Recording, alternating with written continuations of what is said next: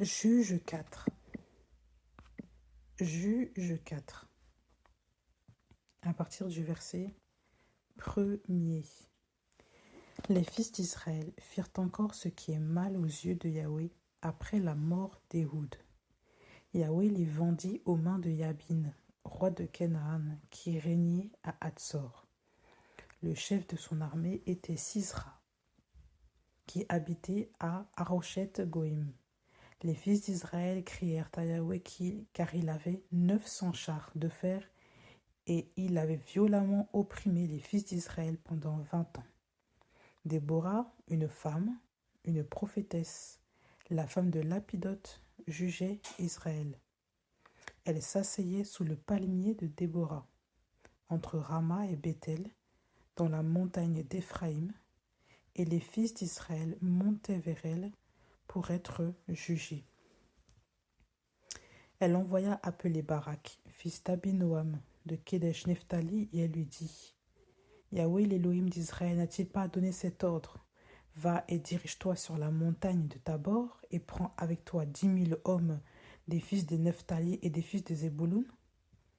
J'attirerai vers toi, vers le torrent de Kisson, Sisra, chef de l'armée de Yabin, avec ses chars et ses troupes, et je le livrerai entre tes mains.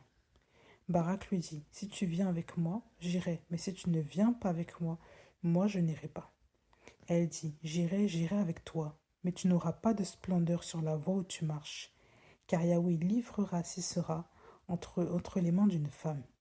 Déborah se leva et elle alla avec Barak à Kédesh. Barak convoqua Zébouloun et Nephtali à Kédesh. Il monta à pied avec 10 000 hommes et Déborah monta avec lui. Héber le Kénien s'était séparé des Kéniens, fils de Hobab, beau-père de Moshe, et il avait dressé ses tentes à côté du grand arbre de Tsanaïm, près de Kédesh. Je vais faire une pause d'abord ici. Donc j'étais dans le livre de Juge à partir du verset 1er jusqu'au verset 11. J'ai lu un peu le préambule de l'histoire. Alors, qu'est-ce qu'un juge? Pour savoir qu'est-ce qu'un juge, on va se rendre dans les étymologies de mots bibliques. Le juge, c'est un mot hébreu qui signifie shaphat. Shaphat qui signifie gouverner, défendre, punir, juger. Agir comme un législateur, un juge ou un gouverneur. Décider, gouverner. Exécuter un jugement. Voilà. Entrer dans la controverse, plaider, alléguer. Juge, adversaire de la loi. Bon, là, c'est voilà. Mais en tout cas, on nous parle ici que ce mot-là signifie prononcer, punir, gouverner, défendre, décider aussi, exécuter un jugement. Voilà. Donc, pour comprendre pourquoi les juges existent, on va aussi se référer à Juge 2. Juge 2, à partir du verset...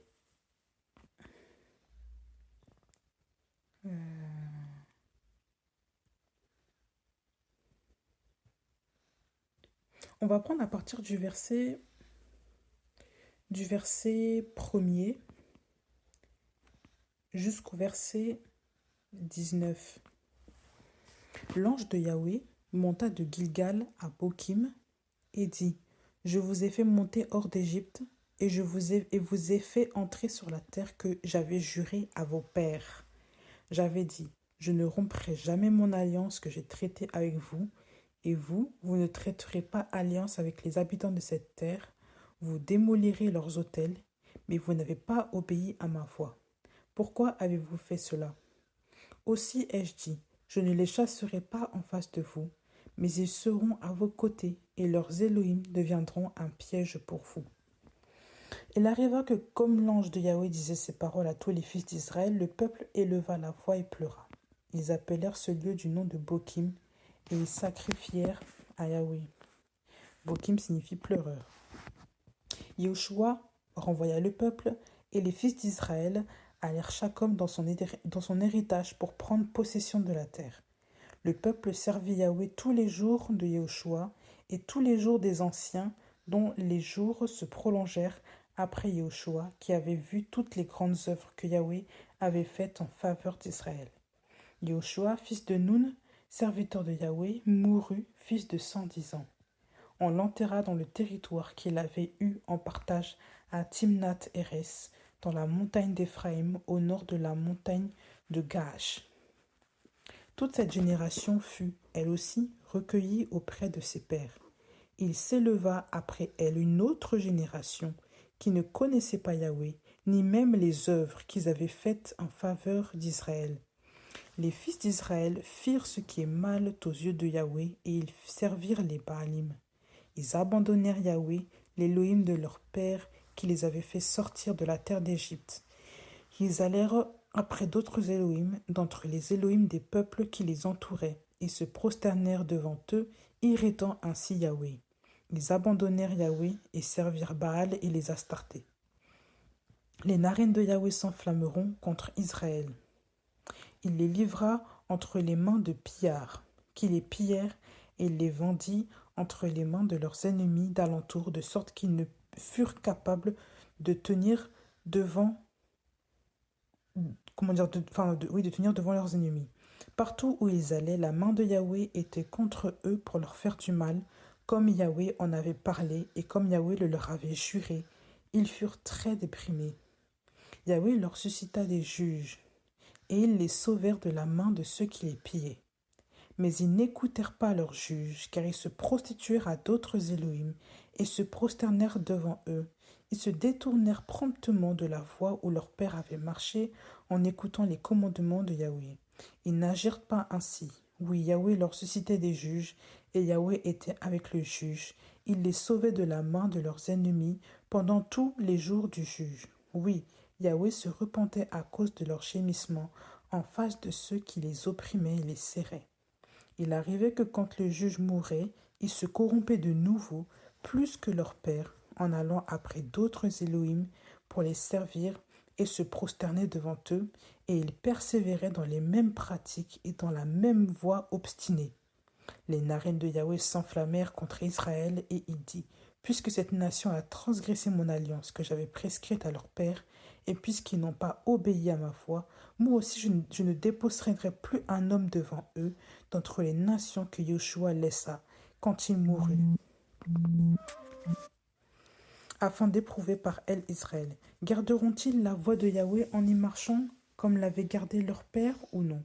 Yahweh laissa en repos ces nations en ne les déposant pas rapidement, et il ne les livra pas entre les mains de Yehoshua. » Alors, ici, quand on lit ce chapitre, on comprend pourquoi est-ce que l'Éternel a suscité les juges. Donc, on comprend parce que les enfants d'Israël, la nouvelle génération qui était née, n'avait pas connu Yahweh, ne connaissait pas l'Élohim de leur père, Yahweh, l'Élohim de leur père. Donc voilà. Donc, on vous dit bien ici que cette génération-là abandonnait Yahweh. Elle a abandonné Yahweh. Elle n'avait pas respecté ses préceptes, ses commandements. Et ils se tournèrent ils servirent les Baals et les Astartés.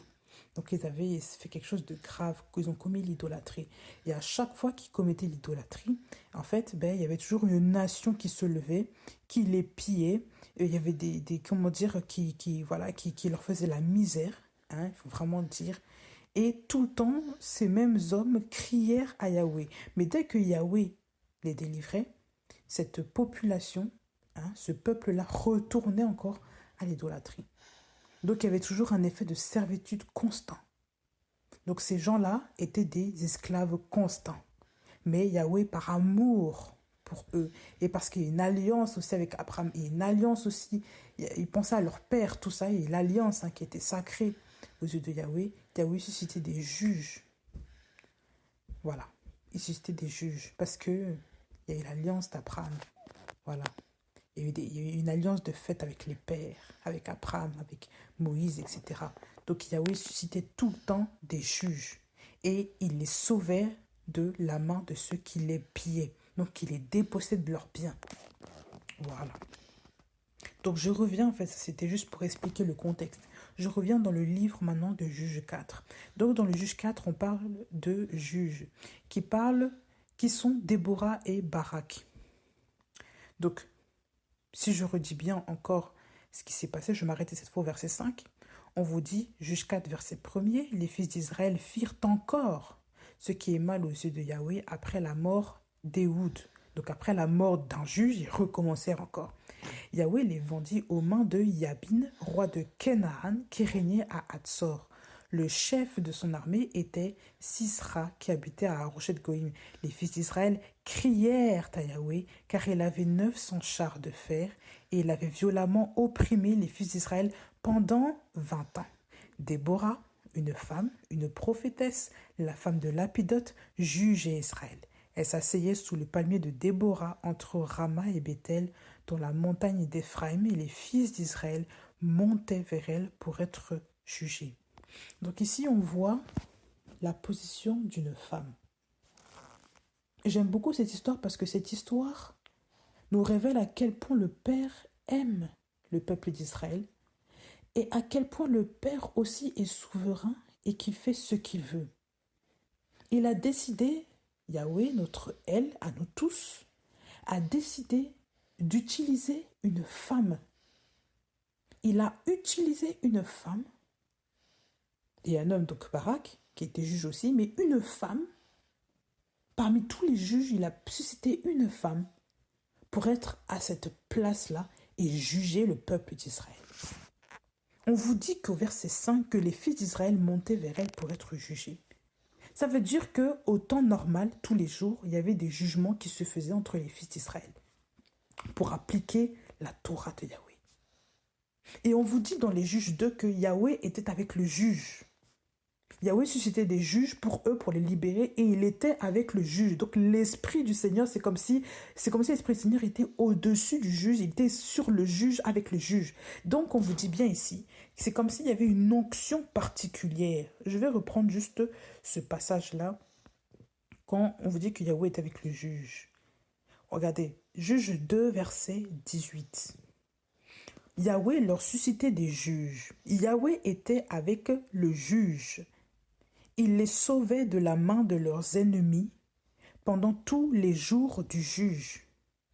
Voilà, donc ça c'était Juge 2, 18.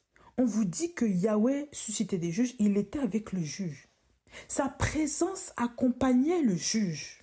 Son onction, sa puissance accompagnait le juge. De même que lorsque Déborah a déclaré les paroles pour délivrer les paroles d'Israël, elle a parlé à Barak, elle a prophétisé en annonçant ce qui allait se passer en parlant à Barak. Barak s'est levé, a pris, a saisi Nephtali et Nebouloun, 10 000 hommes pour faire la guerre à Sisra. Et il a remporté la victoire. Ils ont remporté la victoire. Parce que l'onction du Seigneur était avec ces hommes-là et cette femme-là. Sinon, ça ne pouvait pas, la victoire ne pouvait pas être remportée. Ce qu'il faut comprendre, c'est que quand on lit la Bible, quand Yahweh disait que, par exemple, que l'Esprit du Seigneur, quand Samuel a été oint par, quand David a été oint par Samuel, avec la corne, avec l'huile, c'était révélateur, c'était un acte prophétique, déjà par le prophète, c'était prophétique, parce que le Seigneur devait demeurer c'était l'appel qui était destiné à cette personne, selon ce roi-là. On a vu aussi que lorsque le roi désobéissait à Yahweh, lorsque le roi faisait du n'importe quoi, qui continuait il demeurait par exemple dans un péché où il péchait délibérément contre Yahweh comme Saül, l'esprit du Seigneur n'était plus avec le roi. On voit le cas avec Saül. Saül a perdu des défaites et il en est mort. Pourquoi? Parce que sa particularité de sauver le peuple n'était plus. Il n'y avait plus d'onction, il n'y avait plus rien. Donc il n'y avait plus de puissance. On ne remporte plus les victoires. Même chose avec Akab. Quand on est un pécheur, l'onction ne peut pas demeurer sur nous. L'onction du Seigneur se tarit. Pourquoi? Parce que le Seigneur marche avec les justes. Le Seigneur marche avec ceux qui gardent ses commandements, avec ceux qui gardent sa parole. Et ici, avant l'époque des rois, on était à l'époque des juges. C'était eux qui gardaient, qui sauvaient le peuple d'Israël de la main des pécheurs, de la main, de la main des pilleurs, des pécheurs, oui, des pilleurs, voilà, des pécheurs, de la main de leurs esclavagistes, de la main de ceux qui les opprimaient. Et ici, on voit l'image d'une femme. Le Seigneur nous aime, nous les femmes. Il a pris une femme. Ils étaient 12 juges. Déborah était la seule femme. Donc 13 juges au total, avec une femme dedans. Ça nous fait penser à plusieurs choses. Ça nous fait penser au chiffre 13, là, le nombre 13, aux 12 disciples de Yoshua. 12 disciples de Yoshua, dont Yoshua était le 13e. On nous parle aussi des 12 fils d'Israël, des 12 fils de Jacob, dont Dina était la femme, le 13e enfant, donc la 13e fille, donc le 13e enfant. Donc, on parle de beaucoup de choses dans la parole. Et ce sont des chiffres que le Seigneur aime. C'est, voilà. C'est important. Quand on parle de 13, on parle aussi du chiffre de l'amour. Eh oui. C'est très important. Donc cette femme était intégrée dans le cortège de juges. Je vais m'accentuer aujourd'hui sur la position de Déborah. C'est important d'entendre ça, d'entendre cet enseignement-là. Aujourd'hui, on voit beaucoup de femmes. Beaucoup de femmes. Oui, nous sommes des Déborah. Nous devons nous lever comme des mères, comme des Déborah.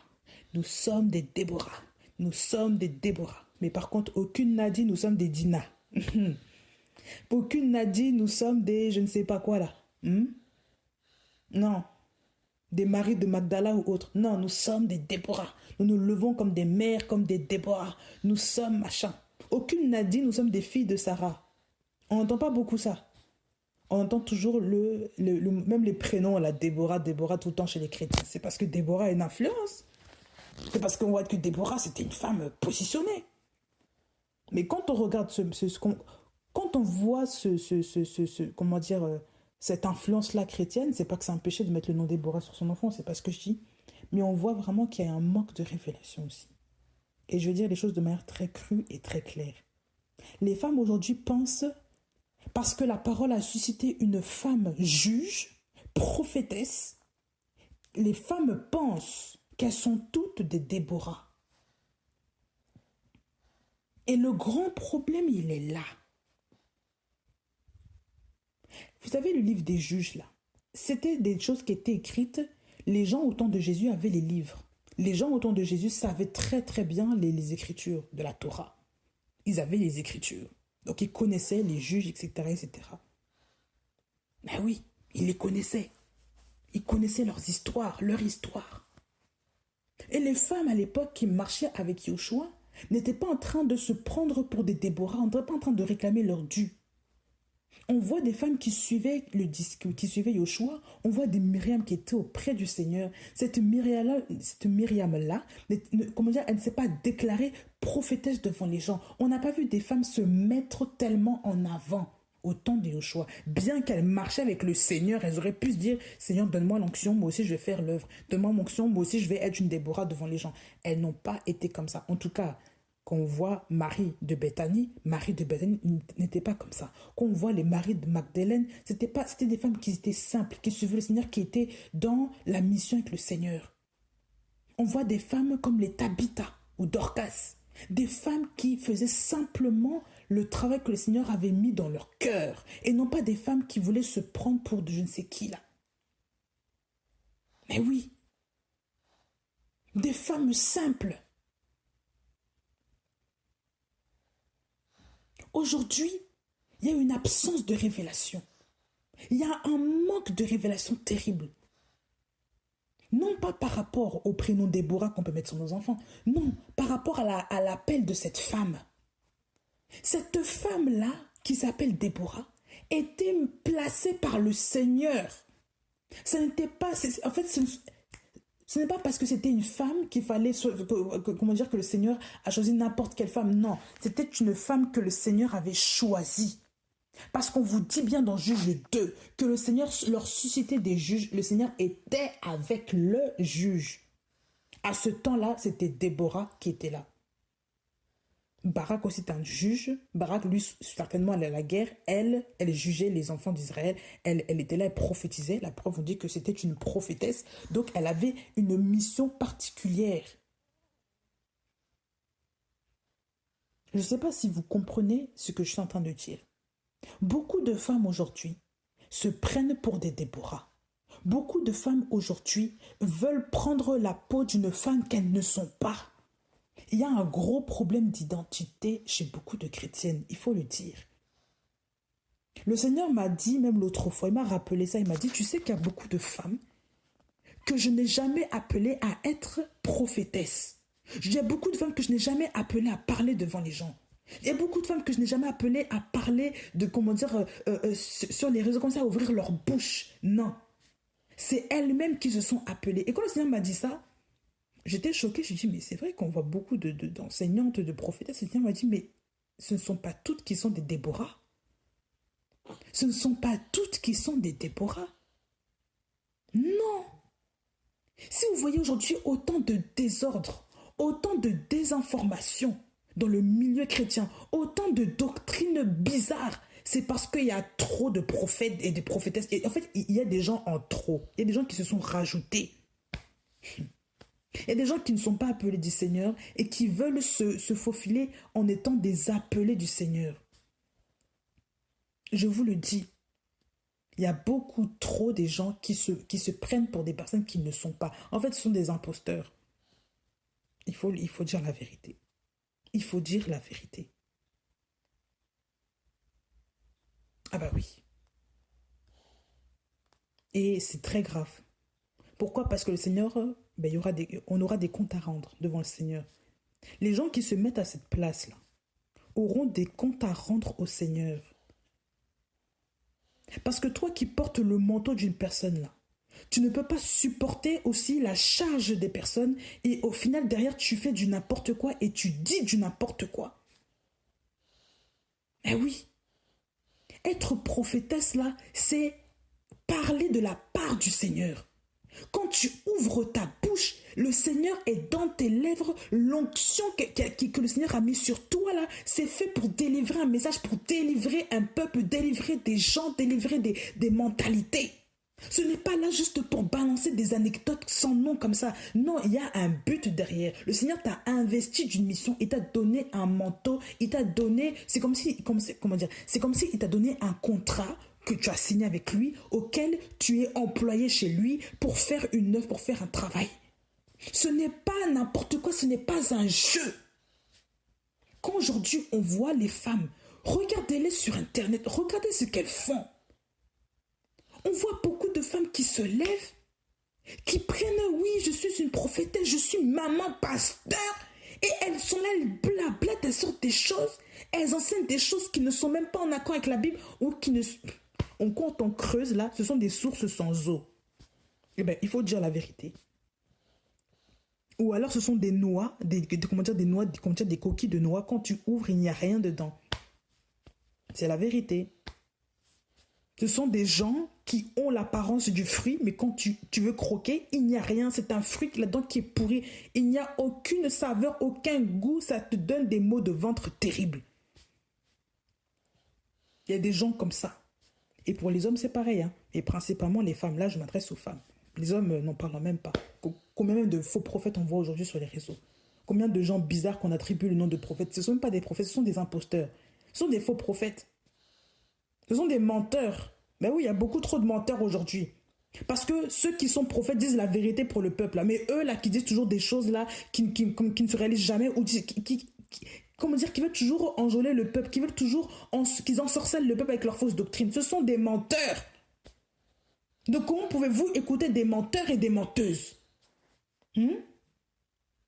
Comment? Les faux prophètes sont des menteurs. Ils n'annoncent pas la vérité du Seigneur. Regardez le ministère prophétique de Yoshua. Qu'est-ce que Yoshua disait? Regardez comment il s'adressait aux pharisiens. Malheur à vous, pharisiens. Malheur à vous, scribes. Malheur à vous, principaux sacrificateurs. Il allait même chez les pharisiens, il disait malheur à vous. Il parlait. Yoshua avait l'esprit du Seigneur. Il était saisi par le Père quand il parlait. C'était pas un pleutre. C'était pas quelqu'un qui se faisait des amis ça et là, qui se faisait des amis avec les faux. Non. Quand on voyait maintenant des soi-disant pasteurs ou prophètes là, qui deviennent amis soi-disant avec des impies faussement dits chrétiens là, ce ne sont pas des prophètes, ce sont des faux prophètes eux-mêmes. Voilà pourquoi ils marchent, ils tapent dans la main des faux prophètes. Ce n'est pas étonnant. Comment est-ce que toi, tu es prophète du Seigneur? Tu peux commencer à rire, manger, parler, taper dans la main de celui qui a divorcé de sa femme, qui s'est remarié, ou qui a trompé sa femme, qui s'est remarié, ou qui vole l'argent des fidèles pour faire du n'importe quoi alors dans sa secte là-bas. Et toi, tu le sais, tu ne dis rien, tu ne dénonces rien. Tu t'appelles prophète du Seigneur? Tu es sûr de toi? Parce que je vous dis qu'au jugement dernier, on aura des comptes à rendre terribles. Il y a des gens qui s'improvisent prophètes, qui s'improvisent juges ou je ne sais quoi, qui s'improvisent pasteurs. Envoyés du Père, ce sont des menteurs, des envoyés de Satan. Regardez même leur conduite, leurs propos. Ils ne font que parler d'argent. Elles ne font que parler de je ne sais pas quoi, de business ni quoi. Qu'est-ce que c'est que ce message? C'est ça qui libère les gens? Tu crois moins que c'est le business qui libère les gens? Tu crois que c'est le fait de donner l'argent qui libère les gens? Qu'est-ce que c'est que ce business? Qu'est-ce que c'est que ça? On parle maintenant de coaching dans l'église. On parle de développement personnel dans l'assemblée. On parle, comment on appelle ça là? De philosophie dans l'assemblée. On prend des passages mondains dans l'assemblée, on en fait une doctrine, on applique des doctrines étrangères dans la Bible et on appelle ça des prophètes. Et vous croyez ça? Vous croyez vraiment que les prophètes là, ce sont ceux qui parlent, qui ont plus de millions de vues là, oui, même les femmes chantent là, tout ça. Vous croyez vraiment que c'est ça être prophète? Aïe aïe aïe. Même vous qui croyez ces gens-là, vous aurez aussi des comptes à rendre parce que vos oreilles là, c'est vous qui les ouvrez là sur ces discours-là. Mais oui, c'est grave. Vous aimez entendre des choses comme ça. Mais comment voulez-vous, honnêtement, quand on marche avec les imposteurs, c'est comme si on se plaît à écouter leurs messages. Les gens qui se plaisent à écouter les messages des faux sont aussi des gens faux. Ce n'est que normal qu'ils vont dans la même direction que ces gens-là. Ce n'est que normal. Ce n'est que normal. Ce sont des imposteurs. Ils veulent vous égarer. C'est terrible. Rappelez-vous l'histoire avec le roi Akab.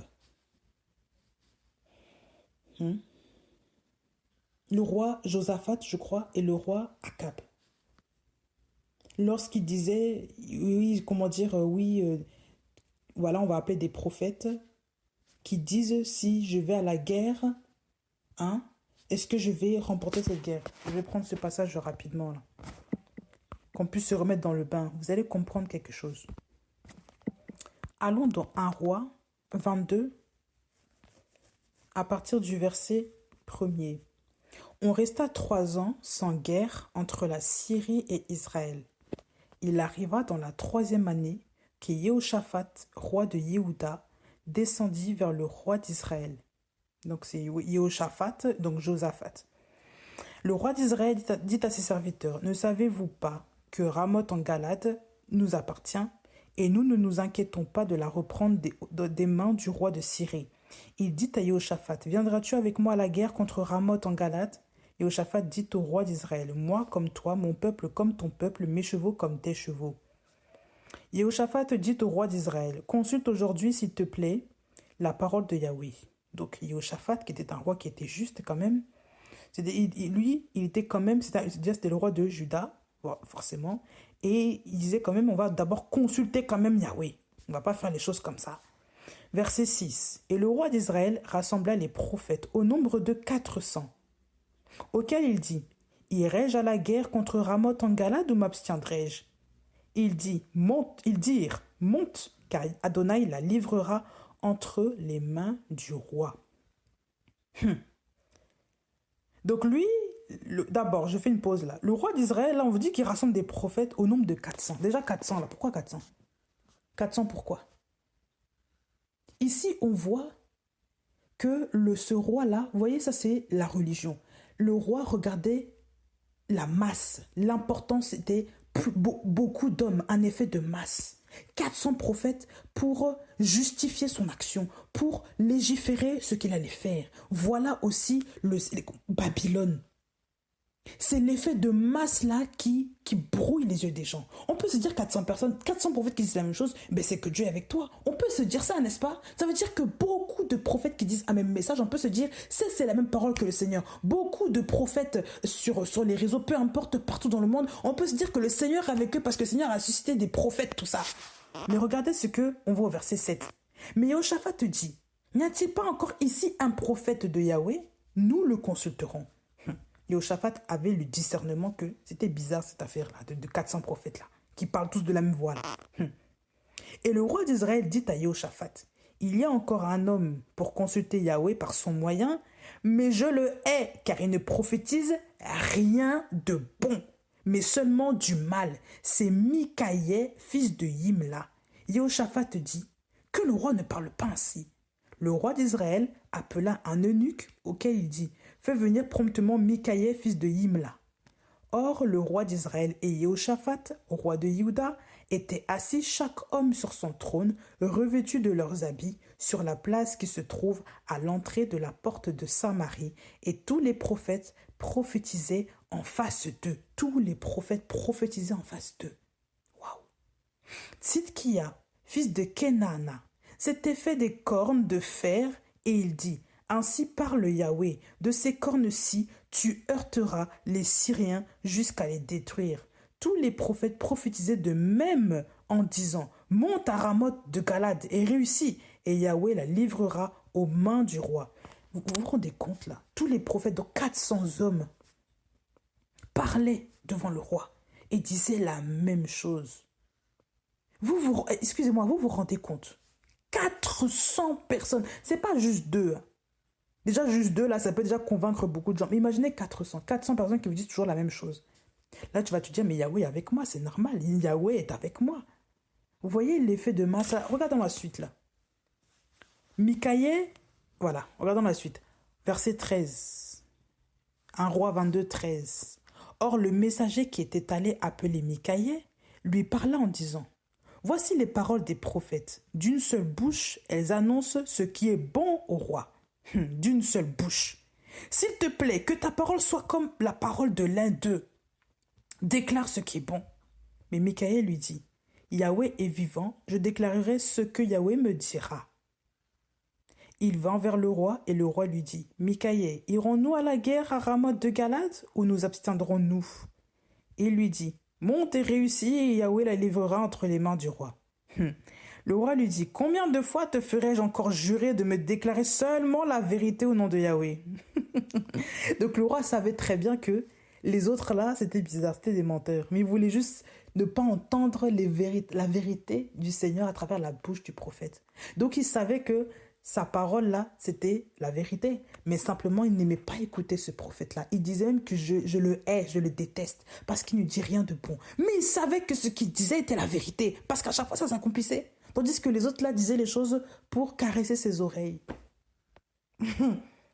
Parce qu'on vous dit bien qu'il savait que c'était un mensonge. Il dit, combien de fois te ferai-je encore jurer de me déclarer seulement la vérité au nom de Yahweh? Combien de fois? Ça veut dire que plusieurs fois, Mikaïe, pour rester tranquille, pour ne pas toujours qu'on le... pour ne pas qu'on le prenne la tête avec cette histoire-là de prophétie, il allait dans le même sens que les autres. Ça veut dire que c'était courant que les autres prophètes mentent et que lui dise la vérité. Mais parce qu'il avait sans doute peur, parce qu'il ne voulait pas de problème, il allait dans le même sens que les autres pour qu'on le fout la paix. Parce qu'il n'avait rien à faire du roi. Parce qu'il disait, mais lui c'est un impie, on ne peut rien faire. Mais même si Dieu a dit ça, mais il ne va pas écouter. Bref, je veux pas d'histoire, donc laissez-moi tranquille, laissez-moi dans mon trou. Il savait, il disait, mais combien de fois je vais te dire de me dire la vérité? Combien de fois? Parce qu'il savait que c'était un véritable prophète. Ça veut dire que les gens là, qui écoutent les véritables prophètes, ils ne les aiment pas. Mais ils craignent quand même la parole du prophète parce qu'ils savent que le prophète dit la vérité. Mais que les autres là, qui sont là, qui crient devant le roi, wow, wow, wow, les cornes de fer, tout ça, ce sont ce sont des cancres. Des cancres là. Ce sont des ils perturbent la classe, entre guillemets. Ils font ça juste pour... Vous voyez, enfin, on peut dire, en gros c'est un peu comme des bouffons du roi. Vous voyez les gens qui s'agitent pour faire rire la galerie, pour apaiser le cœur. C'est la même chose. Des gens sans valeur comme ça. Leur parole n'a pas de poids. Donc il dit au verset 16, combien de fois te ferai-je encore jurer de me déclarer seulement la vérité au nom de Yahweh? Combien de fois? Il dit, j'ai vu tout Israël dispersé sur les montagnes comme un troupeau de brebis qui n'a pas de berger. Et Yahweh a dit, ceux-ci n'ont pas de seigneur. Que chaque homme retourne en paix dans sa maison. Le roi d'Israël dit à Jehoshaphat, ne t'avais-je pas dit, il ne prophétise pas du bien sur moi, mais plutôt du mal? Il lui dit, c'est pourquoi écoute la parole de Yahweh. J'ai vu Yahweh assis sur son trône et toute l'armée des cieux se tenant debout près de lui, à sa droite et à sa gauche. Et Yahweh a dit, quel est celui qui séduira Akab afin qu'il monte et qu'il tombe à Ramoth en Galade? Et celui-ci dit ainsi et celui-là dit ainsi. Un esprit sortit et se tint debout en face de Yahweh et dit, moi je le séduirai. Et Yahweh lui dit, comment? Il dit, je sortirai, je deviendrai un esprit de mensonge dans la bouche de tous ces prophètes. De tous ces prophètes. Yahweh dit, tu le séduiras et tu le vaincras aussi. Sors et fais comme tu l'as dit. Maintenant, voici, Yahweh a mis un esprit de mensonge dans la bouche de tous tes prophètes qui sont ici et Yahweh a prononcé du mal contre toi. Et je vais m'arrêter là. Vous voyez ici, Mikaïe a raconté ce qui s'était passé dans le secret au sujet de la défaite d'Akab. Sa victoire dans sa tête là était en réalité une défaite. Comme Akab n'avait même pas le discernement sur sa vie, sur les conseils de Yahweh, il avait ses propres prophètes. Il avait ses prophètes, donc 400 prophètes. Et un esprit de mensonge est venu dans la bouche de tous ces faux prophètes. Juste un esprit a monopolisé la bouche de tous ces faux prophètes. Afin qu'ils tombent, qu'ils répondent en fait à l'action du Père, qu'ils répondent en fait au conseil de Yahweh qui voulait qu'ils tombent en Ramoth en Galade. Vous vous rendez compte? Ça veut dire que les esprits impurs sont dans la main du Père. Ce sont les esprits impurs qui sont au service de Yahweh. Et Akab avait ses propres prophètes. C'est comme s'il avait fabriqué son élite, il avait fabriqué son armée prophétique, entre guillemets. C'est grave. L'homme impie, c'était un homme impie, Akab. Ah bah oui. Il ne voulait pas consulter Yahweh. Il avait ses propres prophètes, ça veut dire ceux qui lui disaient ce qu'il voulait entendre. Eh bah oui.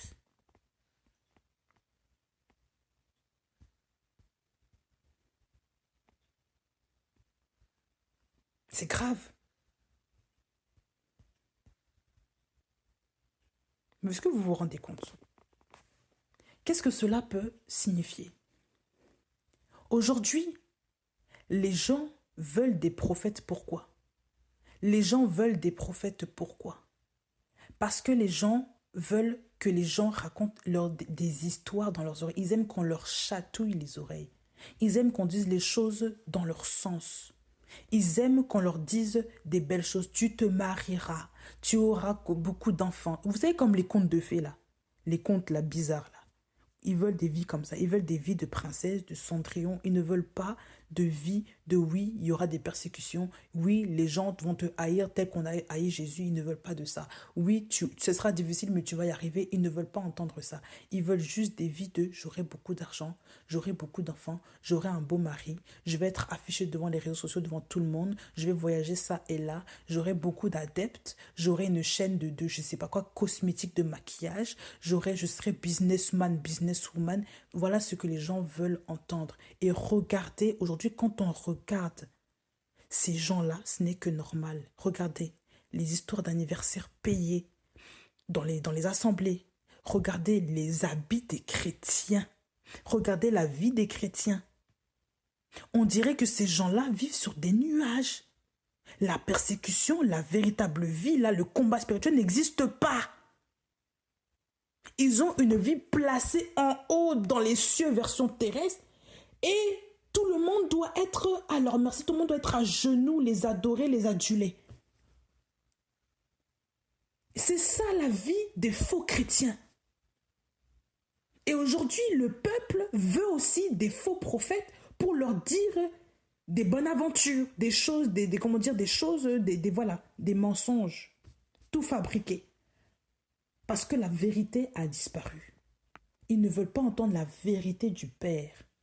Et quand les vrais prophètes sont suscités pour parler au peuple, on ne veut pas les écouter, on ne veut pas les entendre. C'est dur dans les oreilles, ça teinte les oreilles, ça fait mal. Pourquoi? Parce que, en fait, on sait que c'est la vérité, mais on ne veut pas changer parce qu'on préfère les paroles mensongères. Vous voyez, à l'époque, c'était comme ça. Imaginez aujourd'hui. Là, c'était que 400 prophètes. Aujourd'hui, il y a combien de faux prophètes dans le monde? Parce que ces hommes-là étaient des faux prophètes. Il n'y avait qu'un seul qui disait la vérité. Sur les 400, il n'y avait qu'un seul où Dieu avait parlé véritablement. Et je tiens à dire une chose aussi. Le Seigneur ne va pas susciter autant de prophètes comme ça. Non. Quand on voit la parole même parle d'elle-même. À l'époque des rois, là, il y avait certainement quelques prophètes près des rois. Souvent, il y avait un prophète près des rois. Il y avait des prophètes, mais le nombre là, c'était pas autant, c'était pas comme aujourd'hui. Ça veut dire qu'aujourd'hui, cette prolifération là de prophètes là, il y a beaucoup de faux là-dedans. Il y a beaucoup de faux. Parce que ce ministère n'est pas un ministère qui plaît. Ce n'est pas c'est la parole du Seigneur, c'est l'épée tranchante là, directement qui s'applique. Vous comprenez ça? Ce n'est pas un ministère où quelqu'un, on va s'amuser, on va faire l'argent, on va déclarer des choses. Non. Le ministère prophétique, c'est la bouche de Yahweh qui parle directement. C'est un jugement aussi qui tombe. C'est difficile à entendre les prophètes là. Ce ne sont pas des gens qui vont parler, ouvrir leur bouche, n'importe comment, non. Qui vont s'amuser à parler d'une manière légère, de la légèreté de leur bouche, non. Même leur vie, là, il y a une discipline. Ce n'est pas des gens qu'on voit qui s'affichent comme ça, non. Ce sont des gens qui restent dans la présence du Seigneur, ce sont des gens qui sont discrets. Parce qu'ils doivent garder l'oreille du Père. Ils doivent entendre le Père, ils doivent garder le témoignage. Ce sont aussi des gens qui sont durs, qui ont le caractère, qui ne sont pas des pleutres. Ce ne sont pas des hommes qui ont la langue dans leur poche. Ils disent la vérité à leur prochain. Parce que l'onction que Yahweh a mise sur ces gens-là, c'est pour délivrer le peuple. Mais lorsque Yahweh te voit dans le péché, tu penses qu'il va te casser dans le sens du poil, dire que oui, tu es gentil, tout va bien ma fille, tu peux continuer dans le péché, un jour je vais quand même te rattraper. Ah bon? Tu penses que le prophète est comme ça? Le prophète va te dire, tu te repens. Parce que si tu continues comme ça, tu iras en enfer, tu vas mourir comme ça. Voilà le ministère prophétique. Et quand le ministère prophétique voit un impie, le Seigneur n'hésite pas aussi à parler pour déclarer un jugement sur l'impie.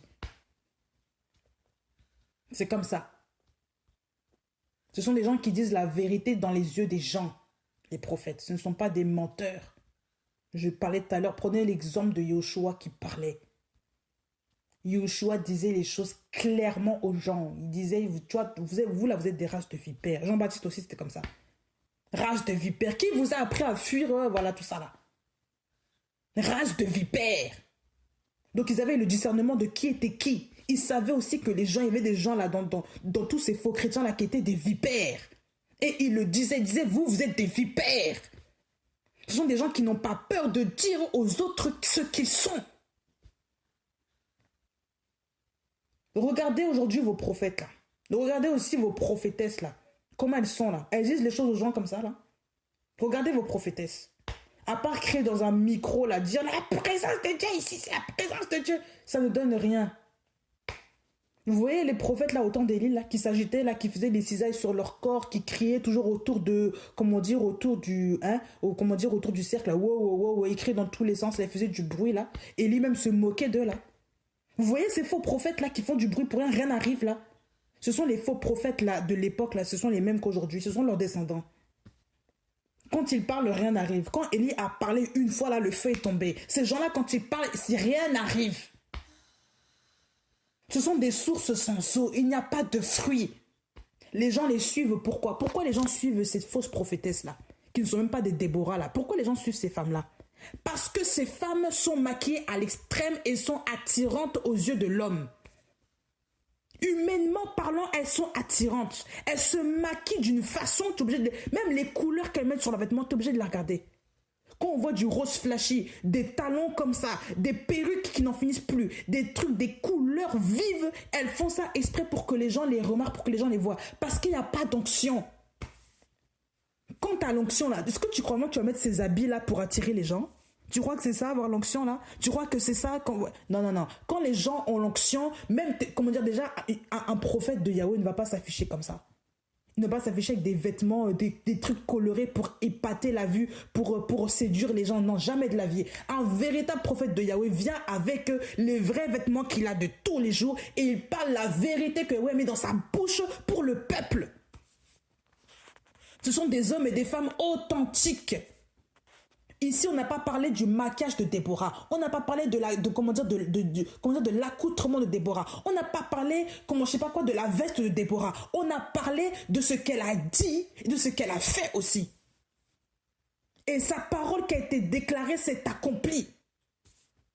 C'était pour la délivrance du peuple d'Israël. Et ça s'est accompli, non? Donc, voici une véritable prophétesse. Une véritable prophétesse n'est pas celle qui s'affiche devant les gens sur les réseaux sociaux, qui commence à crier dans tous les sens avec son micro juste pour qu'on l'entende. Vous voyez ces gens-là qui forcent pour s'imposer, pour que les gens les écoutent. Ce sont des gens qui crient pour rien, pour s'imposer devant les gens, pour montrer qu'ils sont là. Il y a des gens comme ça. Ce sont des timbales qui retentissent. Ils font mal aux oreilles. Mais oui, c'est comme les gens qui forcent pour être des chefs, ils n'ont aucune aura, aucune option, pour être des chefs, et vous allez les voir, les gens ne les écoutent même pas, ça ne marche pas. Pourquoi? Parce qu'il n'y a pas l'onction. Il n'y a pas l'onction. Quand l'onction est sur toi, là, quand le Seigneur t'a dit de faire quelque chose, tu vas voir que les choses vont se faire d'elles-mêmes.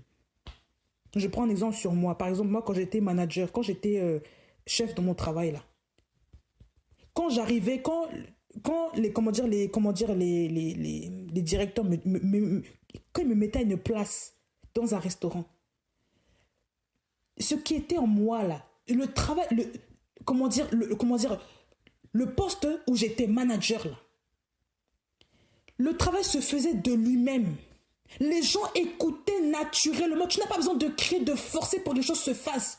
Parce que ton comportement, ta personne, ta voix, ton leadership, entre guillemets, va faire que les choses vont s'orchestrer d'elles-mêmes. Mais j'ai vu là, moi je pensais que c'était normal pour tous les managers. Je vous assure que j'ai vu la différence. Quand j'étais partie, parce que j'étais enceinte, j'étais en congé, tout ça là. L'assistante qui est venue derrière moi là, les gens maintenant étaient sous sa direction, mais c'était du fiasco. Les gens ne l'écoutaient pas. Ils ne l'écoutaient pas. Ils faisaient du n'importe quoi. Le restaurant était redevenu ce qu'il était avant ma venue.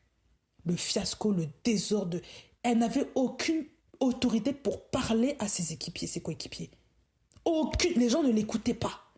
Bien qu'elle donnait des ordres, les gens ne... Elle avait beau forcer faire les choses, ça ne marchait pas. Et c'est là que j'ai compris, je dis, mais même le poste... Moi, je croyais que... Je vous dis la vérité. Je pensais que le fait d'être manager, le fait de savoir que quelqu'un est manager, ça allait dissuader les gens de faire des erreurs. Ça ne dissuade pas les gens, ça. C'est l'onction, ce que Dieu a mis sur toi, le manteau que le Seigneur a mis sur toi. C'est ça qui va faire que les gens vont écouter ou pas. C'est ça qui va faire que les gens vont suivre la direction qui est menée. Comment dire, qui est imposée. Et j'ai dû rappeler ses équipiers à bord. J'ai dû rappeler l'équipe qui était sous sa direction à l'époque. J'ai dû leur dire, vous écoutez ce qu'elle vous dit. Elle vous a dit de faire ça, vous écoutez. Et les choses sont rentrées dans l'ordre alors que je n'étais pas là. Et le Seigneur, chaque fois, il me plaçait quelque part. Les choses aussi, c'était pareil. Et c'est là, même au fur et à mesure que j'ai grandi avec le Seigneur, c'est là que j'ai commencé à comprendre que le Seigneur, il y avait un appel par rapport à la direction au gouvernement là-dedans. Mais moi, naturellement, j'ai toujours été comme ça. Mais je ne savais pas que le Seigneur avait déposé ça sur moi. Le Seigneur, après, m'a confirmé ça plus tard. Mais c'était quelque chose de naturel. Même dans un travail normal, lambda, les gens vont venir te poser des questions à toi. Ils vont venir parler avec toi. C'est comme s'ils veulent te prendre pour modèle, toi. Parce qu'il y a quelque chose qui s'attache à toi. Même parfois, tu ne fais rien. Les choses s'attachent à toi naturellement. Les gens t'écoutent, te suivent. Ah oui, c'est comme ça. C'était comme Yosef. Quand Yosef était quelque part, il y avait des choses qui se passaient. Les gens, il était toujours placé chef dans son droit. Il y a des gens comme ça. Il y a des gens comme ça tu ne forces pas, les gens vont commencer à te nommer chef, les gens vont commencer à t'écouter, les gens vont commencer à être à tes ordres, ils vont écouter ce que tu dis. Naturellement. Parce que sinon, tu as positionné là. Moïse, c'était pareil. Moïse, au départ, le peuple résistait parce qu'ils étaient sous la charge du travail de Pharaon, ils avaient peur. Mais Dieu a toujours attesté son mandat sur cet homme. Bien qu'ils étaient rebelles, il a toujours fait savoir que c'était lui qui l'avait placé là, Moïse, ici. La place, l'appel là, c'est quelque chose qu'on ne peut pas enlever. Quand tu fais ça là, quand tu veux déraciner quelqu'un qui est appelé là, là tu vas te dresser maintenant contre le Seigneur. Ce n'est pas contre, voilà, non, là tu te dresses maintenant contre le Seigneur. Ce n'est pas pareil. On a vu le cas avec David et son fils Absalom. Regardez ce que son fils a fait Absalom là. Il a fait la honte à son père. Il a voulu détrôner son père et prendre la place de son père. Il a fait un fiasco total en Israël. Yahweh lui-même s'est chargé de ce fils-là. On vous dit qu'un chêne l'a attrapé, je ne sais plus c'est quel arbre, je crois que c'est un chêne. Il s'est fait prendre les cheveux dans un chêne. Ses cheveux qui étaient longs, là, il s'est emmêlé, c'est un chêne qui l'a attrapé, un arbre qui l'a attrapé. Et quand Joab et les hommes qui étaient avec lui l'ont vu, c'est là qu'ils l'ont tué. Fini. Mais qui l'a saisi, qui l'a attrapé là? C'était un arbre. C'était le bois. Vous voyez ça ici, là? Quand le Seigneur décide de finir avec toi, là, parce que tu es un impie, là, voilà. C'est pour ça qu'on ne se lève pas contre l'autorité que Yahweh a établie. Il y a des choses qu'on ne fait pas. Mais ceux qui sont réellement établis par le Seigneur. Pas les faux, là, pas les gens bizarres, pas les menteurs, non.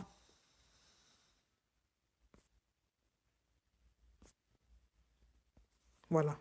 C'est pour ça qu'il faut respecter toujours l'ordre établi par le Seigneur. Maintenant, quand on revient maintenant sur l'histoire de Déborah. Ici, on vous dit que Déborah était une femme, Juge 4.4, une prophétesse. Donc, il avait le ministère prophétique.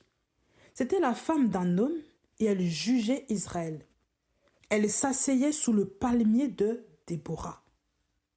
Donc, il y avait un palmier spécial.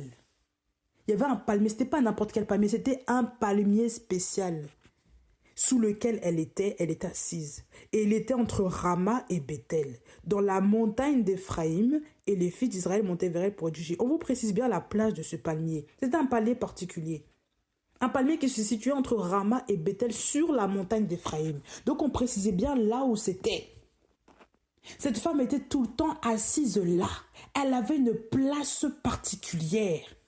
Les véritables prophétesses de Yahweh ne se lèvent pas pour aller parler ça et là. Elles ne se lèvent pas en désordre comme ça. Et comme parfois elles bougent là, elles voyagent se disant.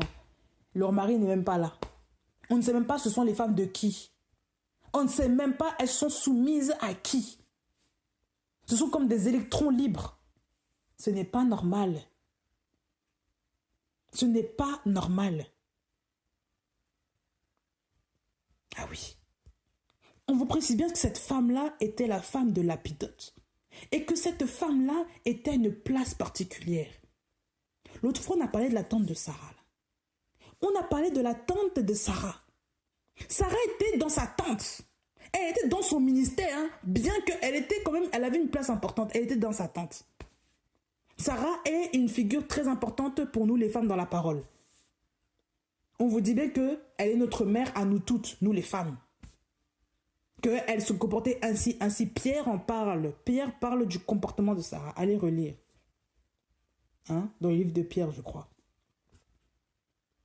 Cette femme était une femme libre. Et nous sommes enfants de la femme libre. Parce que nous sommes descendants d'Abraham, qui lui-même a enfanté Isaac, qui lui-même a enfanté Yoshua. Nous ne sommes pas enfants de la femme esclave là. Nous sommes enfants de la femme libre. Par la foi. Ça, c'est très important de comprendre même ça, là. C'est vraiment très important.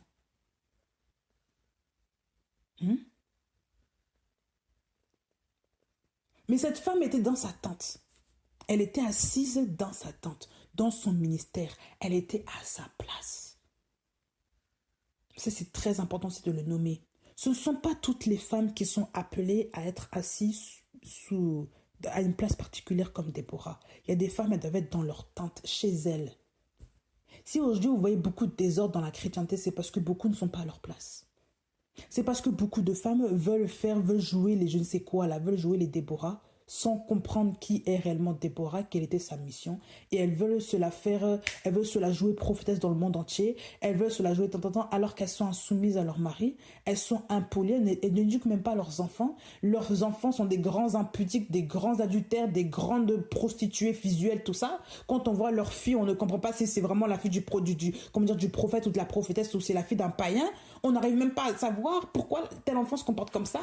Ce sont des gens qui n'ont pas du tout, qui n'ont aucun bon témoignage. Ils se comportent mal avec les gens. Ils s'habillent mal. Leurs enfants s'habillent mal, se comportent mal, ont des vies bizarres. Des vies impudiques en tout genre. Leurs mêmes enfants, ce sont eux là qui traînent avec les garçons des cités là qui brûlent les voitures dehors. Ce sont les enfants des prophètes aussi qui prophétisent tout le temps à l'assemblée. Ce sont des gens comme ça qui vous enseignent, qui vous prophétisent du matin au soir, qui n'ont aucune vie chrétienne qui peut témoigner de la grandeur de Yoshua dans leur vie. Ce sont des gens comme ça que vous voulez écouter, qui n'ont pas le témoignage là. Je le redis, il y a des femmes, leur place c'est dans la tente, c'est chez elles, dans leur maison. Leur place c'est pas... il ne faut même pas ouvrir ta bouche, il faut ouvrir ta bouche que sur tes enfants. C'est sur tes enfants que tu dois parler, c'est devant ton mari que tu dois écouter la parole, c'est auprès du Seigneur que tu dois rester, mais dans la tente. Tu n'es pas placé ici. De même que ce n'étaient pas toutes les femmes qui sont appelées à être des Esther, il ne faut pas aussi se faire Esther parce que soi-disant, tu es une femme aussi. Non, il faut arrêter ces salades-là. Il faut arrêter ce genre de choses. Ça s'appelle non seulement être imposteur, être menteuse et usurper une identité que l'on n'est pas. Usurper une identité que l'on n'est pas. Oui, élevons-nous comme des mères, comme des Déborah. Tu es d'abord la mère de tes enfants physiques. Si tu n'as pas d'enfants physiques là, éduque-toi toi-même, reste dans la tente. Qui t'a dit de bouger comme ça? Reste auprès de ta famille d'abord. C'est d'abord eux qui doivent entendre le salut. C'est d'abord eux. Quand vous voyez le témoignage de ces gens, parfois on se pose des questions. Bah oui.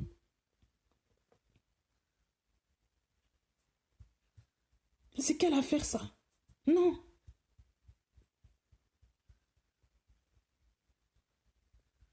La prophétesse Déborah est une femme dont on ne parle que de ce qu'elle a déclaré. On ne parle pas de ses habits, de son maquillage et tout ça. Regardez aujourd'hui. Non seulement ce sont des femmes qui se surexposent, je me demande où est leur mari. Des maris qui sont complètement accabisés au point qu'ils acceptent que leurs femmes s'exposent comme ça avec tous les artifices mondains qui puissent exister, avec des accoutrements, parfois on voit leur corps de façon exagérée. Je ne sais pas quel genre d'hommes sont ces hommes, honnêtement. Déjà de 1. Ta femme est surexposée. Elle parle toute la journée parce que soi-disant c'est une prophétesse, elle doit prophéter sur tout le monde. Elle s'habille comme une je sais quoi, même les femmes du monde, certaines ne s'habillent même pas comme ça. Certaines femmes respectées ne s'habillent même pas comme ça. Et ce sont des femmes qui aguichent le regard, qui font... honnêtement, je ne sais pas. Et les gens bavent sur elles, les hommes bavent sur ces femmes. Même les femmes sont idolâtres d'elles et les prennent en modèle. Et vous trouvez ça normal et sensé. Et vous acceptez ça. Je ne comprendrai jamais cette génération. Je ne comprendrai jamais cette génération. Les hommes d'aujourd'hui sont... Il y a beaucoup trop d'accabes. Des hommes incapables de parler à leurs femmes, incapables de reprendre le pouvoir, incapables. Cette femme-là, Déborah, était vue aux yeux d'Israël parce que Yahweh l'a décidé ainsi. Mais si c'était une femme qui avait des mauvais comportements, qui ne gérait pas ces pulsions-là de femme-là, Yahweh n'allait pas la choisir. Elle était travaillée, ça veut dire que dans le secret, elle était travaillée par le Père. Elle était éduquée par le Père sur le comportement à avoir, sur la manière de se comporter. On ne parlait pas de son maquillage, de ses bijoux. Non. Par contre, on a parlé du phare sur les yeux de Jézabel. On a parlé de ça. On a parlé de la grande Babylone, de ses artifices. Des femmes qui ne sont pas dirigées par le Seigneur. On a parlé de ces femmes-là qui attirent le regard des hommes. Des prostituées dans la parole. Ce sont des femmes qui ne restent pas chez elles, qui sont sur les places tantôt là, tantôt là-bas. Elles ne sont pas assises chez elles. Elles veulent le regard des hommes. Elles veulent l'attention parce qu'elles sont attirées par des esprits de... Elles sont possédées, par des esprits de séduction. Elles sont possédées par la sirène des eaux. Elles veulent séduire les gens. Parce que leur but, c'est de répéter l'action de leur mère, la grande Babylone, la mère des prostituées. C'est ça. Les femmes qui ne sont pas appelées à être exposées devant les gens, vous allez voir que ça va devenir des femmes ultra maquées devant les gens qui vont attirer le regard de tout le monde, qui vont vouloir que le monde entier les regarde parce qu'elles sont dirigées par Babylone. Quand ce n'est pas l'esprit du Seigneur, ça sera forcément Babylone qui va venir sur la tête des femmes. Je vous le dis, ça se voit, regardez ces femmes. Jeans serrés, ultra serrés. Déjà, tu es une femme en chair, tu mets encore des jeans très très serrés comme une petite fille là qui ne sait pas s'habiller. Vous savez, les jeunes filles là qui n'ont pas d'éducation, souvent les mères ne sont pas là. Regardez comment elles s'habillent. Elles veulent attirer l'attention de tout le monde à travers des habits bizarres, ultra serrés, parce qu'elles n'ont pas d'éducation. Elles ne sont pas éduquées. On ne leur a pas éduqué, on ne leur a pas dit qu'une femme ne s'habille pas comme ça. Parce que quand tu seras maman, tu vas devoir donner un témoignage. Ça, c'est l'habit des prostituées. Ça, c'est l'habit des filles faciles. Quand vous voyez ces filles chrétiennes-là, comment est-ce qu'on peut se dire prophétesse et s'habiller ainsi? Comment on peut se dire enfant du Seigneur et s'habiller même ainsi? Même pas prophétesse, enfant du Seigneur, tu t'habilles comme ça. Tu mets des robes ultra moulantes. Tu sais déjà que tu as un postérieur qui quand même, voilà. Tu mets encore des choses moulantes. Pourquoi? Tu es une femme mariée. Quelle honte!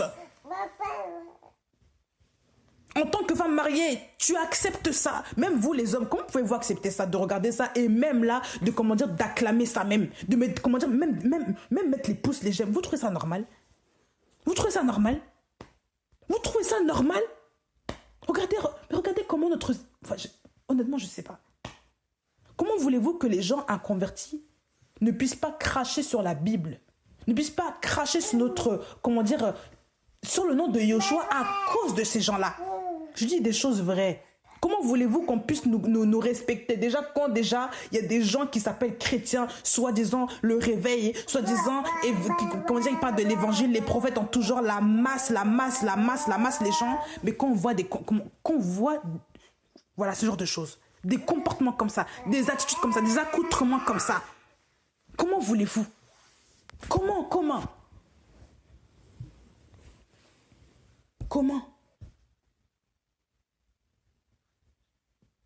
Des femmes dont l'onction de Yahweh n'est pas sur elles. Les gens ne restent devant elles que parce qu'elles sont belles. Que parce qu'elles, voilà, elle dit, voilà. Et même quand ces femmes prêchent là, il y en a certaines là qui parlent. Attendez, je crois même que j'avais pris ça. Peut-être pas en capture d'écran, mais j'avais pris ça en témoignage de preuve. J'étais tombée sur une femme, je me suis dit, mais qu'est-ce que c'est que ça? Observez bien, hein, c'est vraiment grave. Il y a une femme de pasteur. C'est une femme pasteur. Déjà, ça commence bien. Femme pasteur, où est-ce que dans la Bible c'est marqué femme pasteur? Je ne sais pas. Donc elle, c'est déjà, voilà, elle s'improvise déjà, elle n'est même pas à sa place. Elle joue un rôle qu'elle ne doit pas avoir. Oh, je ne sais même plus où j'ai mis cette chose.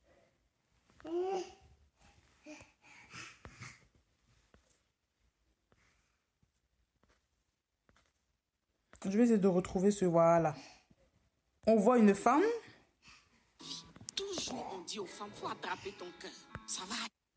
On voit une femme qui, lorsqu'elle est en train de prêcher, on voit l'image derrière.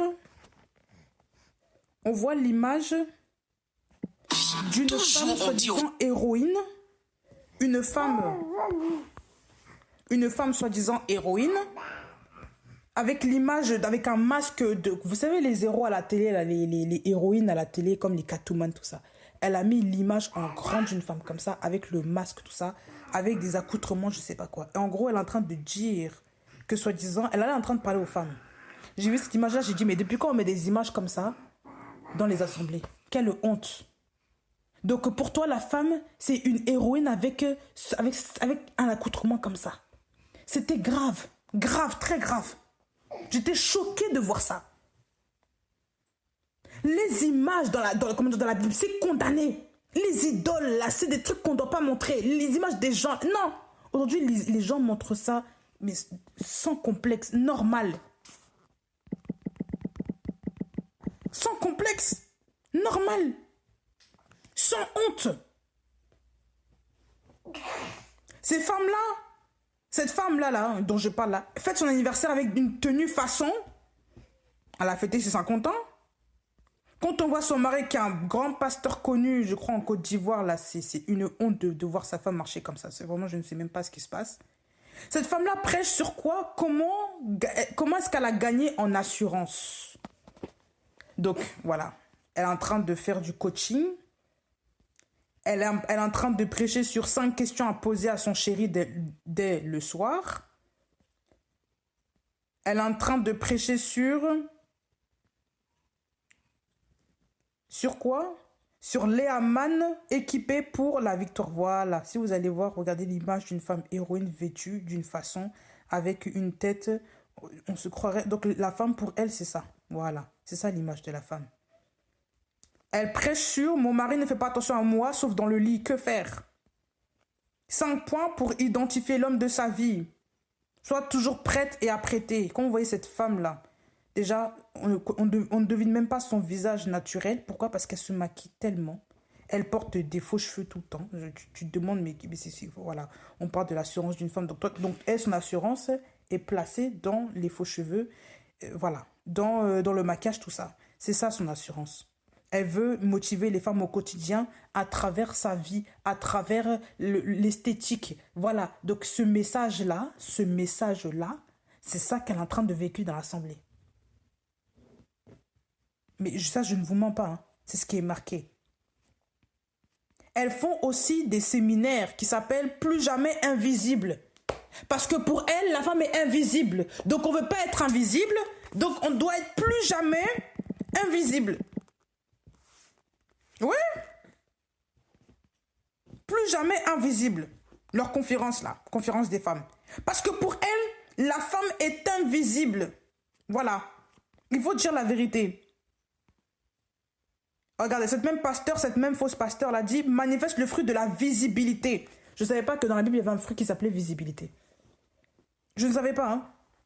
Je ne savais pas qu'il y avait un pasteur, je ne savais pas qu'il y avait le fruit de la visibilité. Je ne savais pas. Je ne savais pas. Je ne savais pas. Ah oui, je ne savais pas. Je suis en train de le voir, je ne sais pas, je l'apprends comme vous apparemment. Il y a un fruit qui s'appelle visibilité que la femme devrait avoir. Et une autre pasteur encore, ce n'est pas elle, une autre pasteur là, femme d'un grand pasteur aussi, un ancien. Une autre soi-disant pasteur qui dit « Osons être visibles ». Voilà.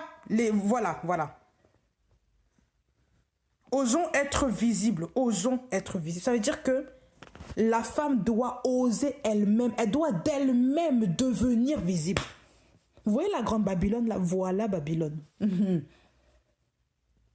Vous savez, beaucoup de femmes chrétiennes prennent ces femmes-là comme référence. Oui, cette femme-là, elle a réussi dans sa vie. Tu vois comment elle est belle, regarde comment elle s'habille, regarde comment elle parle avec beaucoup de force. Elle a traversé des épreuves. Et regardez, écoutez les messages. Écoutez, je vais vous dire quelque chose. Aujourd'hui, il y a beaucoup, comme tout à l'heure on l'a dit, comme tout à l'heure on l'a vu, pour ceux qui ne veulent même pas écouter ni suivre. Il y a beaucoup de faux prophètes. Il y avait 400 prophètes qui ont dit la même chose, qui ont lancé un même message à Akab. Et ils lui ont dit, va, tu réussiras, va, tu réussiras. De même, ces fausses prophétesses, ces fausses pasteurs viennent devant vous, vous dites un même message. Parce qu'elles ont fait des collèges de femmes entre elles pour se relayer la même parole. Elles s'enseignent entre elles. C'est comme une association de malfaitrices. Elles enseignent le même message. Quasiment le même message. Et elles sont toutes habillées de la même façon, accoutrement de la même façon, parce qu'elles veulent vous séduire à travers ça. Elles utilisent l'apparence comme outil de séduction. Le diable a toujours utilisé ce procédé pour avoir les humains. Vous ne comprenez pas. Qu'est-ce que le diable a fait pour en arriver là? Qu'est-ce que le diable a fait quand il a parlé, quand il a voulu faire perdre l'identité de Ève? Il l'a poussé à regarder un fruit qui était beau, qui était bon, agréable à la vue, qui était bon, appétissant pour le consommer. Et qu'est-ce qu'elle en a fait? Elle prit de ce fruit, elle en mangea. Elle en donna aussi à son mari qui est à côté d'elle. La Bible lui dit bien que cette femme, Ève, vit que le fruit était bon, appétissant, agréable à la vue, machin. Ça veut dire qu'il avait une certaine attrayance. Mais dedans, il y avait la mort. Elle a mangé un fruit qui a produit la mort. Nous mangeons la parole d'Élohim, mais ce ne sont pas tous les pains qui sont normaux. Il y a le pain de la parole il y a le pain d'Élohim qui est la parole de vie. Il y a aussi le pain de la mort. Comme Jésus-Christ a dit aussi aux disciples, attention au levain des pharisiens. Pourquoi est-ce qu'il a dit ça? Parce qu'il savait que le pain des pharisiens n'était pas un pain qui était normal, c'est un pain qui était rempli de levain, rempli de péché, rempli d'hypocrisie, de mensonges. Ces mêmes pharisiens-là aussi, comme Jésus-Christ le dénonçait là, ils s'affichaient toujours avec des grandes robes, ils priaient au coin des rues pour que les gens les voient, toujours l'apparence. Ça ne vous parle pas? Ça ne vous éduque pas? Combien de fois va-t-on vous dire? Les véritables prophètes ne s'affichent pas comme ça. Déjà, cette histoire de s'afficher sur les réseaux sociaux, déjà, ce n'est pas normal. Comment toi, tu es une femme, tu vas t'afficher sur les réseaux sociaux? Si quelqu'un te connaît dehors, là, il peut te suivre comme ça. Il peut vouloir t'agresser comme ça facilement parce que tu es toujours exposé. Il faut dire la vérité. Les hommes couchent avec vous, avec les yeux. Je vous le dis. Les hommes vous regardent avec beaucoup de... Ils regardent, ils bavent sur vous. C'est ça que vous voulez? Être des prostituées visuelles? La femme du Seigneur se cache. Au même titre que Sarah était dans sa tente, elle n'était pas révélée aux hommes avec qui Abraham, son mari, parlait. Cette femme aussi les femmes du Seigneur se cachent. Et lorsque le Seigneur les expose, c'est parce que c'est pour un but, c'est parce qu'elles sont assises dans sa parole. Comme Esther, le temps d'Esther était venu parce que Esther était assise. Et même Esther, là, qui était très belle de figure, était venue là pour délivrer le peuple d'Israël, non? C'est pour ça que le Seigneur avait suscité cette femme-là. C'était pas pour s'afficher, juste pour être une Vashti, là. Vashti, là, qui était belle de figure, mais qui ne servait à rien. La preuve. Aucune libération, rien. Juste du placo. Hein? Comment voulez-vous aujourd'hui que les gens respectent les femmes avec ce genre de femmes qui s'affichent, qui s'exhibent et qui font penser que la femme n'est qu'une poupée aujourd'hui qu'il faut regarder avec des yeux je ne sais quoi. Non, ça ce n'est pas normal. Ce n'est pas normal. La femme n'est pas que une personne qu'il faut maquiller, parfumer, je ne sais quoi. Mais c'est pas, Dieu n'a pas créé la femme pour être comme ça. Non. C'est quel message ça?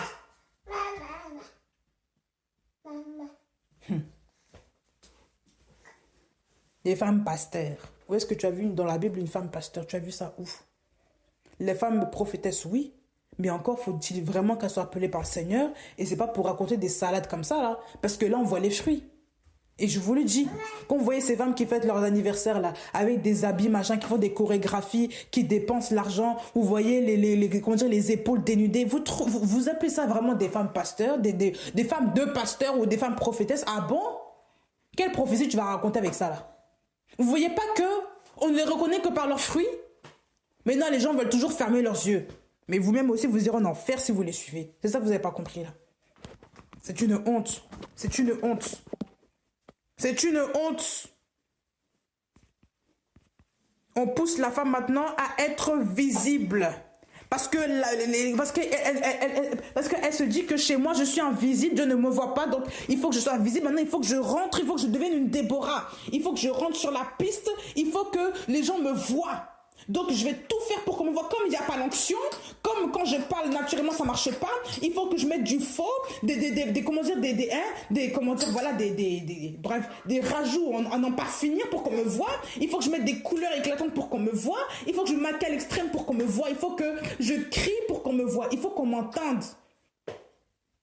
Vous avez vu Sarah faire ça?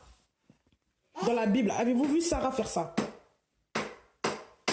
Même Anne, Anne, la mère de Samuel, priait dans le secret. Elle priait dans le secret. Marie de Béthanie était au pied de Yoshua. Elle n'était pas agitée ça et là comme Marthe. Elle était au pied de Yoshua. Yoshua a dit, elle a pris la bonne part. Elle était à sa place. Martha qui bougeait partout, qui voulait attirer, qui voulait être visible aux yeux du Seigneur, elle était invisible devant en esprit. Parce qu'elle n'était pas à sa place. Le Seigneur voulait qu'elle soit comme sa sœur qui était à ses pieds. Ta place est où?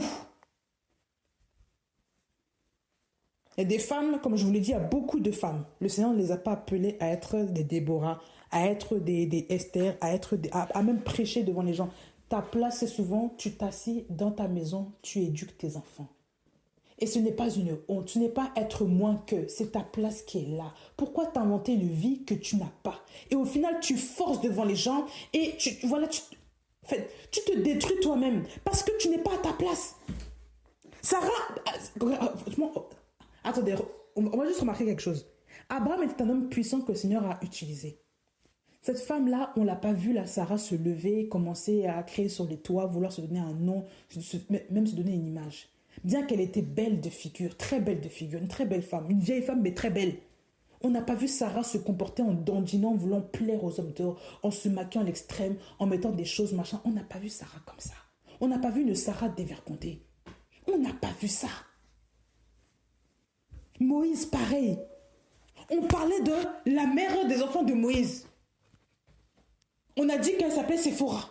Avez-vous vu Séphora dire oui, moi je suis la femme de Moïse, maintenant je vais devenir prophétesse, il faut m'écouter. On n'a pas vu ça. Vous avez vu ça où? On a vu ça où?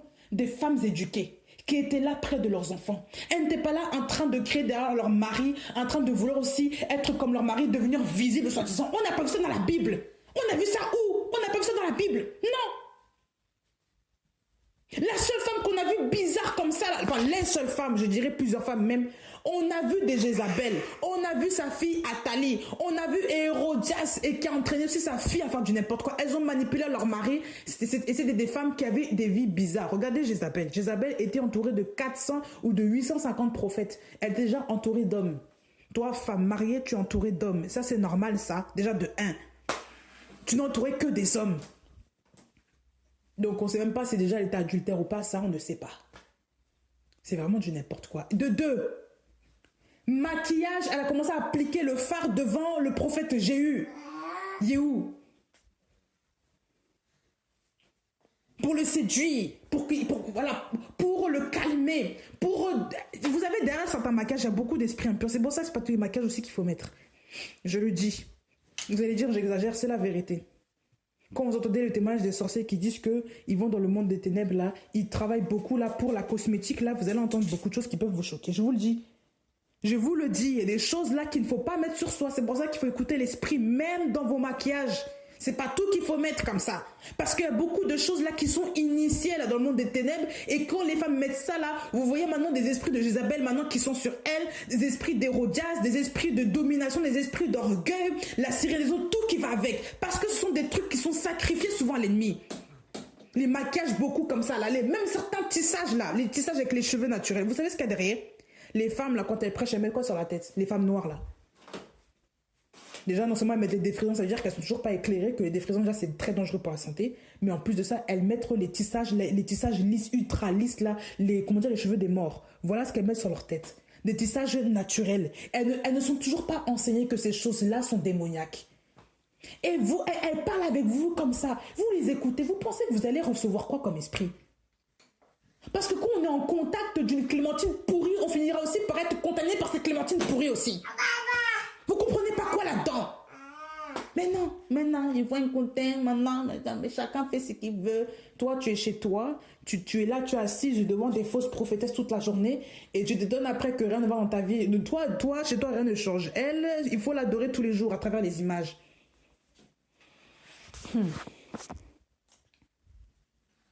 On a réussi à vous contrôler à travers l'imagerie. Et elles sont remplies de ces esprits-là parce qu'elles traînent avec Satan. Vous savez, Satan n'utilise que les femmes qui sont dans sa présence. Il va vouloir t'endoctriner toi. Mais il va utiliser les femmes qui sont à son service, qu'il a travaillé. Il va les mettre en avant. Comme il les a travaillées dans le secret, il va les mettre en avant. Ça veut dire que ces femmes-là n'étaient pas dans la présence du Seigneur. Quand une femme est dans la présence du Seigneur, elle ne s'exhibe pas comme ça. Elle cherche d'abord l'aval du Seigneur. Elle ne peut pas sortir devant les gens comme ça avec beaucoup d'artifices qui attirent le regard. Qu'est-ce que la Bible dit, même dans 1 Timothée 2,9, je crois. Les femmes, elles ne doivent pas se parer avec de l'or, les tresses, les trucs pour attirer le regard. Non, elles doivent avoir égard pour les autres. Elles doivent être dans l'autocontrôle. Ça veut dire que, charnellement, là, tu peux être attiré de te maquiller à outrance parce qu'il y a beaucoup de gens. Mais l'esprit qui est en toi, elle va te dire, non, sois simple, reste naturel, sois dans la vérité. N'attire pas le regard des hommes sur toi. Tu es une femme mariée, attention. L'esprit va te parler comme ça parce que tu es une femme mariée. Même sans mariage, tu ne peux pas te maquiller comme ça comme une prostituée. Qu'est-ce que ça veut dire, ça? Les femmes qui se maquillaient beaucoup comme ça, c'était des courtisanes, hein? Les femmes qui attiraient les hommes là pour coucher avec eux, pour avoir l'argent. C'était des femmes comme ça. Et vous, aujourd'hui, vous mettez l'héritage de ces femmes-là. C'est pas normal, ça. Non. Il faut une délivrance, là. Non. Je le redis encore. Qui t'a dit que tu es laide? Ça ne veut pas dire que tu es naturel, que tu es laide. La nature que Dieu a fait en toi, là, elle n'est pas laide. Elle n'est pas moche. Il faut arrêter un petit peu. On n'a pas dit qu'il faut se laisser aller, qu'il faut laisser ses cheveux ébouriffés, qu'il faut pas qu'il faut pas parfois avoir un visage propre, joli à prêter, mais il faut pas en faire des caisses et des caisses et des caisses et des tonnes, au point que les gens ils savent même pas qui tu es réellement. Ton visage, on le reconnaît pas. Si on te met naturel après le maquillage, c'est une autre personne. Ça, c'est pas normal. Ça veut dire c'est quel esprit qui t'anime à te maquiller comme ça, ma soeur? À mettre les produits éclaircissants au point que ta peau change là. Hein? Ça, c'est pas normal, ça aussi. Ça, c'est quelle affaire, ça? Ça, c'est l'esprit de la sirène des eaux, ça. Quand vous voyez ça, là, l'esprit qui change la tête des femmes, là, qui fait des ça, c'est la sirène des eaux qui est derrière. Arrêtons de nous mentir. Oui, même dans les églises, il y a la sirène des eaux qui est là. La sirène des eaux est là. Son foyer est là. Elle est bien assise. Et ce sont des prophétesses qui parlent en plus, qui se maquillent comme ça. Ça veut dire que c'est l'esprit de Jézabel qui parle. Parce qu'on vous dit dans Apocalypse que cet esprit-là, de Jézabel, là, elle prophétise là, elle donne des doctrines de démons aux gens là. Des femmes possédées. Ben oui. Des femmes Jézabel. Qu'est-ce qu'on ne comprend pas là-dedans, là? La Jézabellerie des femmes là. Vous pensez que c'est l'esprit du Seigneur qui est là? La religion, la fausse prophétie, c'est l'esprit de Jézabel, tout ça là. Des femmes qui dominent par leur apparence, par leur accoutrement, qui dominent par leur caractère même. Là, elles dominent par elles prennent les versets bibliques, elles sont là, elles assaillent leurs hommes. Tu vois jamais l'homme, hein? C'est toujours elle qui parle. C'est elle qui fait la règle partout. C'est elle arrive, elle séduit les gens avec ses talons, son maquillage. Elle se plaît à ce que les hommes la regardent, qu'ils la louent. Elle se plaît à faire des shootings photos. Toi, femme chrétienne, tu te plais à faire ça? Toi, femme chrétienne. Seigneur Jésus. On a vu des Athalie. Des Athalie. Elle voulait le royaume, elle a fait décapiter quasiment tous les rois, sauf un qui était caché. Des femmes qui veulent le pouvoir, elles sont capables de tout pour avoir le pouvoir. Je vous le dis. On a vu qui encore? On a vu des Hérodias, manipulation envers son mari. Elle avait une vie bizarre, cette femme-là. Elle avait quitté son mari, pour aller avec le frère de son mari. Vous trouvez ça normal? Inceste, voilà. Non seulement c'était une femme incestueuse, c'était une femme aussi qui était adultère, qui était sale, tout ce que vous voulez, toutes les cochonneries voilà, de l'impudicité. Voilà, elle avait ça. Elle avait ça.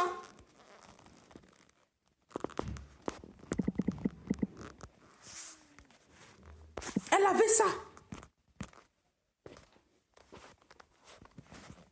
Des femmes complètement possédées, qui dirigent leur mari d'une façon.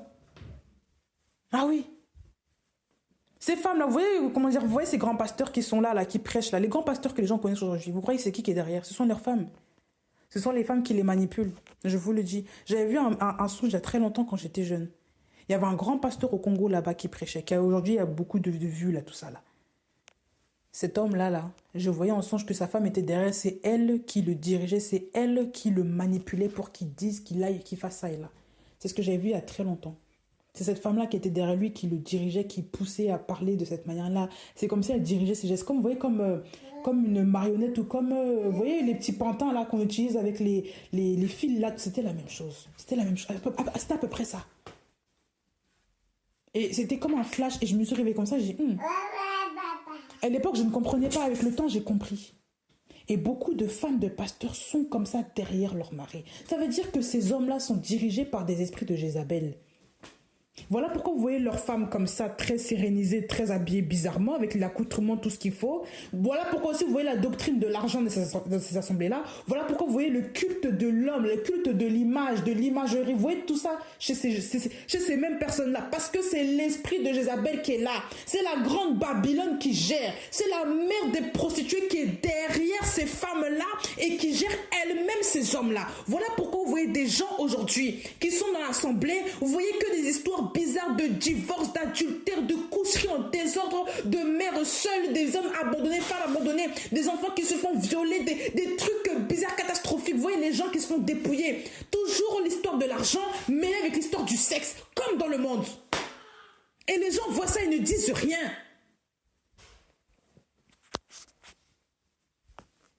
Un jour, on m'a invité dans une de ces assemblées-là. Il y a des gens, des chrétiens qui sont venus, des chrétiens, entre guillemets, qui sont venus m'inviter dans ces assemblées-là. Ils sont venus me dire carrément vouloir prendre mon numéro de téléphone pour qu'ils viennent me déposer le dimanche là-bas. Moi, je leur ai dit, mais déjà de 1, je ne vous connais pas. J'ai répondu à la petite, je lui ai dit, mais je ne peux pas donner mon numéro comme ça. Non. Et puis moi, j'ai une voiture, je peux me déplacer toute seule. Je suis autonome. Et puis je n'habite même pas à côté de l'endroit là-bas là. Ils ont dit, ah ok, non, ils ont laissé. Si j'étais une chrétienne froussarde, pleutre bizarre là, qui allait se dire, non, mais c'est des frères en Christ. Vous savez, les naïfs là, qui n'arrivent même pas à dire non là. J'allais rentrer dans la gueule du loup facilement comme ça. Parce que quand même, j'ai commencé à questionner la personne qui est en face de moi. Oui, qui est dans cette assemblée-là? Qui sont-ils? C'est qui le pasteur là? On m'a sorti un nom, j'ai dit, oui, d'accord, je vois qui c'est. Mais ça, j'irai pas là-bas. Parce que la doctrine de la prospérité, ça marchait pas. Ben non. La prospérité, oui, en plus, la femme qui était devant moi me disait, oui, mais en plus, il arrive prochainement, il va venir prêcher. Voilà, un grand monsieur qui vient de Paris, hein, qui a beaucoup de centres chrétiens de je sais pas quoi. Voilà, avec sa femme bizarre, là, qui veut s'imposer devant tout le monde, mais qui n'a aucune onction, là. Quand vous écoutez son message, à l'époque, on écoutait son message, en fait, il n'y a rien, il n'y a pas de... Il n'y a rien. Il y a des gens, ils n'ont pas d'eau. Ce sont des sources sans eau. Il y a beaucoup de femmes, là, elles sont passées pour des Déborah parce qu'elles sont femmes de pasteurs, soi-disant. En plus, des pasteurs qui ont finalement dévié. Et elles se disent, moi aussi, je dois être visible parce que je suis la femme d'un pasteur. Qui t'a dit que tu es femme de pasteur? Parce que tu es femme de pasteur, tu dois devenir aussi une pasteur ou tu dois avoir le titre comme ton mari. Quand on dit que vous deviendrez un, là, c'est pas forcément dans le ministère, hein. C'est pas ça, hein. Ah ben non. Parce qu'on a vu des Moïse, on a vu des Abraham, on a vu même des Noé. Hein? On a parlé de la femme de Noé, on connaît même pas son nom. Ah oui, on connaît même pas le nom de la femme de Noé.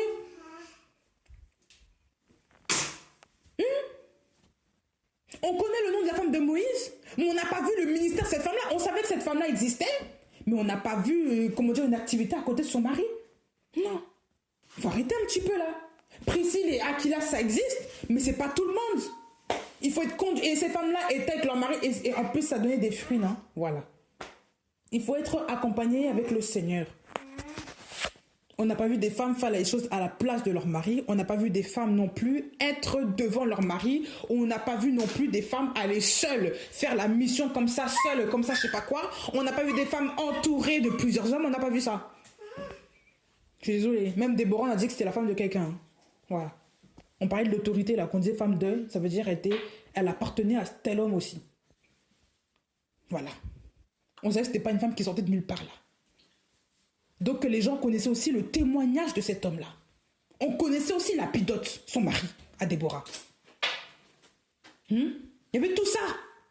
Donc un homme aussi qui a un comportement bizarre, là, comme les Akab, là, comme Akab, là. Sa femme, là, ne peut être aussi que bizarre. Ben oui, parce que lui-même, là, il n'était pas normal. Il était à la tête, voilà, comment dire, il était au sommet, il était roi d'Israël. Mais regardez le comportement de cet homme. Donc ce n'est que normal que sa femme aussi soit bizarre. Elles sont aussi influencées dans le mal. Parce que c'est le chef. Bah oui. Bah oui. On a vu Ananias Saphira, regardez. Ananias Saphira. Un mauvais mari, une mauvaise femme. Des menteurs. Qui mentent devant des oins du Seigneur. Et eux là, ils ont discerné, ils les ont cramés, la mort a frappé. Les deux.